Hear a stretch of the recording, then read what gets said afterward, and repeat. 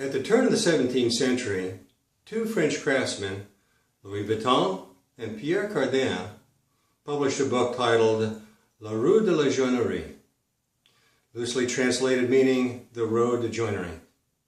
It was very widely published and later on many articles written about it because of the unique joinery that they created and incorporated into the furniture that they produced for the European royalty at that point in history.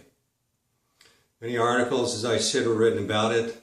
I've had the opportunity to read some of those articles, and I found a number of inaccuracies due to poor translation from the vintage French, and also because the authors are trying to incorporate newer tools and technologies into this vintage technology. So I wanted to see if I could clarify some of this for you.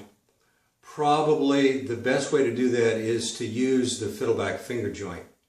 The fiddleback finger joint was one of the most common joints that they used in the furniture that they made for European royalty.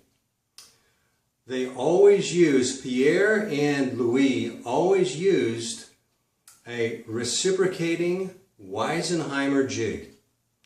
In some of the articles I've read, they talk about using an auger wobble jig. Well, you cannot use an auger wobble jig on a fiddleback finger joint because it's not going to give you the accuracy you need to set that up correctly.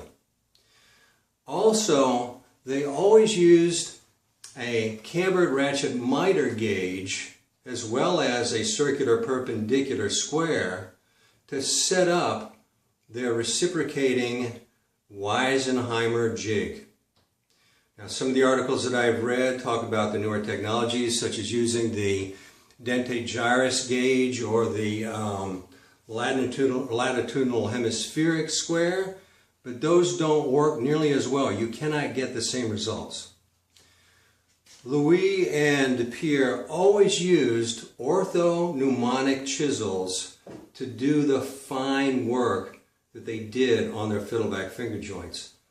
One of the articles that I read said you should use a harmonic dado chisel. Well, if you use a harmonic dado chisel on a fiddleback finger joint, you're always going to experience septophagic grain spurling, and you don't want that, okay? So let's review. For the detail work on a fiddleback finger joint, you always need to make sure you're using an ortho-pneumonic chisel. You need to set up your reciprocating Weisenheimer jig with a cambered ratchet miter gauge and using a circular perpendicular square. That'll totally eliminate the possibility of you having any noggling in your fiddleback finger joint. So I hope this clarifies those terms for you for the fiddleback finger joint. If you have any questions, please leave them in the comments. I'll try to answer them as quickly as I possibly can.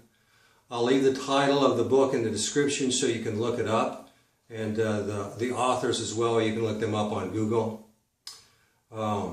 If you found this video useful, please press like. If you're not already a subscriber, I'd love to have you as a subscriber.